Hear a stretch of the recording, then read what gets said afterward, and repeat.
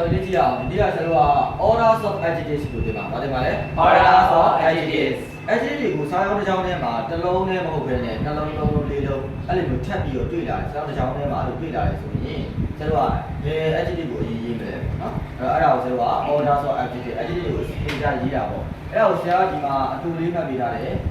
S Q C O S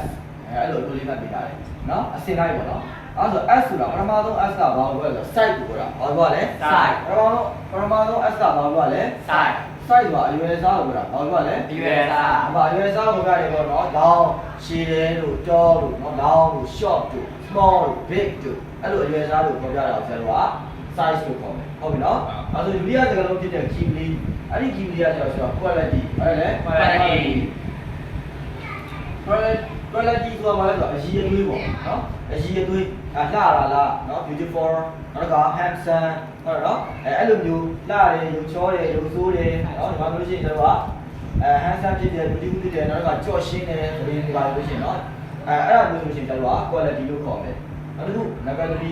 3 C ကကျတော့ဘာလဲဆိုလို့ရှိရင် color number 3 C ကဘာလဲ color အရောင်ဒီပေါ့နော်အဖြူရောင်အနီရောင်ဟုတ်လား white red green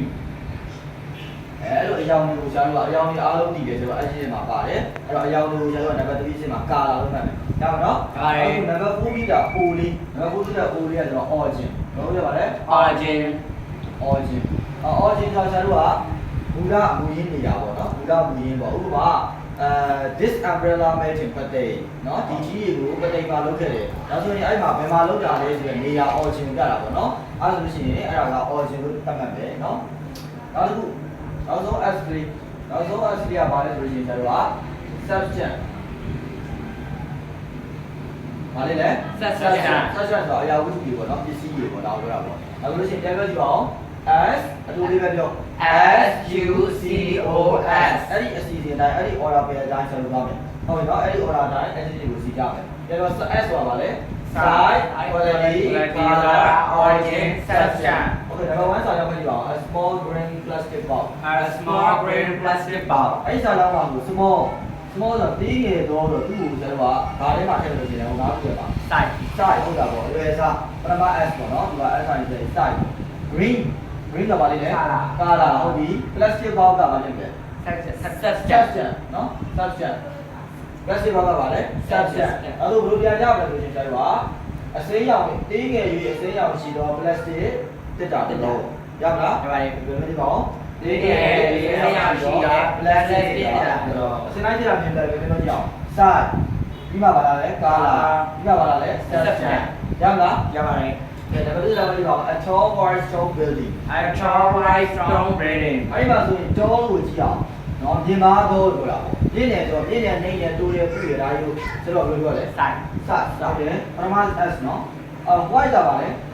color stone building ကပါလဲ subject နော်အဲ့ဆိုရင်မကြည့်အောင် size color subject စလိုက်ရမြင်တာဖြစ်တယ်အဲ့လိုရှိတော့အဖြူရောင်ရှိတော့မြင်ပါတဲ့နော်ကြောက်ဆောင်စာအုပ်တစ်ခုပေါ့ဟုတ်တယ်အဖြူရောင်ရှိတော့မြင်ပါတဲ့ကြောက်ဆောင်စာအုပ်တစ်ခုဟုတ်ပြီနောက်တစ်ဆက်ကြည့်ပါဦးနံပါတ်3ကိုဖတ်ကြည့်ပါဦး a short handsome Korean man a short handsome Korean man အဲ့ဒီ short ဆိုတော့ဒီကတူတယ်ပူတယ်ဟဲ့လားဘာလို့ရှိရင် short ဆိုတော့ရက်ရှိရှိရပူတယ်ဒီတော့ပြောတယ် size တယ်စားနော်ဒါပထမ S နော် S ကနှစ်ခုပါနေတယ်ဆိုတော့မားမှာဆိုလို့လား size နောက်က handsome quality လို့ရခံရတော့ဆိုတော့ဗါလေ quality ပေါ့အရေးလေးကိုပြောတာ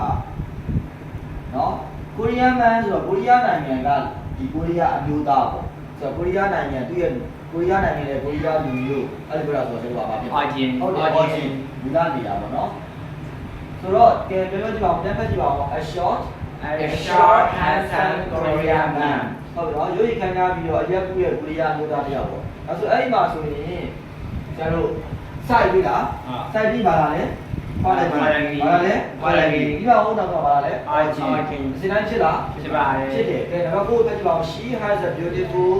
long black hair she has a beautiful long black hair ဟုတ်ပြီအဲ့ဒါဆိုရင်ကျတို့ကဒီ she has ဆိုတော့ရှာ she ကဆက်လက်နဲ့ပေါင်းပြန်ထည့်နေတာပေါ့နော် she she has ဆိုတာတွေက subject နဲ့ verb နဲ့ဆရာထည့်တာနောက်ကဒီ adjective အတွဲလေးကိုပြောမယ်လို့ရှိရင်တော့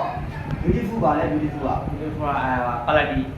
beautiful ဆိုဟုတ်တယ် quality တပတော့ဆိုရအရေးပြုတ်ကြတာပေါ့နော်လောင်းကရှည်လျားတော့ဆိုတော့ဗာဖြစ် size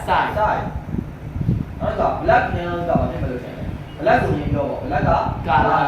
နောက်ဆုံးက hair လေးကဗာဆိုတော့ noun လေးနောက်ဆုံး hair လေးကဗာလဲ noun လေးအတွဲလိုက်ပြောလိုက်ရတယ်သူကအဲ့ဒီမှာကျတော့ quality နဲ့ size နဲ့ကိုကြည့်ပါဦးမရပါဘူးလားပါ size ကလာပါ quality ရပြီးပါဘယ်လိုလဲလားပါအခုဘယ်ဟာရှိအောင်လဲ quality ရှိရတယ်ပါ ဒါဆိုရင်ဘယ်လိုပြီးတော့ quality ရှိအောင်လဲဒါ exception ပဲချွေးချက်လေးဘာလဲဆိုလို့ရှိရင်တဲ့ site ကိုသုံးထားတဲ့အရွယ်အစားကိုသုံးတဲ့ adjective ဒီနောက်က noun နဲ့တွဲသုံးရမယ့် adjective ဖြစ်ခဲ့လေရင်ဘယ်လိုပြောရလဲအရွယ်အစား site ကိုသုံးရမယ့် adjective ဒီနောက်က noun နဲ့တွဲသုံးရမယ့် adjective ဖြစ်ခဲ့လေရင် quality ကိုရှိဖို့ပို့ပြရ quality ဘယ်လိုပြရလဲ ရှိဖို့ပြရမယ် လို့ရှိနော် site ကိုပေါ်ပြတဲ့ adjective ဒီပြောကြည့်ပါဦး size ကိုပေါ်ပြတဲ့ adjective ဒီ ဒီရဲ့နောက်က noun နဲ့တွဲသုံးရမယ့် adjective ဖြစ်နေခဲ့လေရင် ဒီနောက်က noun နဲ့တွဲသုံးရမယ့် adjective ဖြစ်နေခဲ့လေရင် quality ကိုအဲ့ဒီ site ရဲ့ရှိမှထားပြရမယ် quality ကိုအဲ့ဒီ size ရှိရထားပြရမယ် she has a beautiful long black hair ဒီမှာမှနှပ်ပပြီးတော့ရှည်တရားနဲ့အတက်ရောက်ဆိုရင်ရှိတယ်နောက်ကတော့အဲ့တော့ဘာကြောင့်ဆိုတော့ she has a elegant short red hair အဲ့မှာဆို elegant ဆိုတာမြန်မာလိုကကြော်ရှင်းတော့ဘာလို့လဲ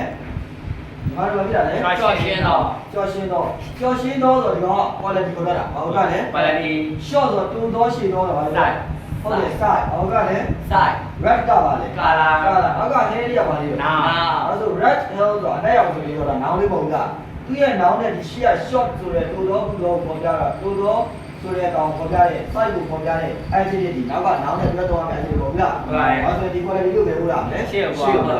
ဆိုရောက်လာအဲ့ adjective ကိုအဲ့ဒီအစင်တိုင်းနဲ့တင်လိုက်မှတ်တာမယ်နော်ဘယ်လိုလေးမှတ်တာမလဲ scores ကိုအတူမှသူကသာကိုတက်ပြပေါ့နော် generally S Q C O S ဆိုတော့ scores ကိုအဲ့လိုလေးမှတ်ထားလိုက်ကြတော့ဟုတ်နော် S Q C O S အဲ့ဆိုပါလေ size Q ဆိုတာ quality C ဆိုတာ color O ဆိုတာ origin S နောက်ဆုံး S ကတော့ success ရောက်လာအဲ့တော့ဆရာတို့ကြောင်းလေးမှာ adjective တွေကိုအဲ့လိုလုံးလုံးတွေ့လာတယ်ဆိုလို့ရှိရင်အဲ့ဒီ order အတိုင်းအဲ့ဒီစီးတိုင်းသွားရမယ်ဟုတ်နော်ဆရာတို့ဒီထောက်ပြီးတော့ဆက်ပြီးလာကြဟုတ်နော်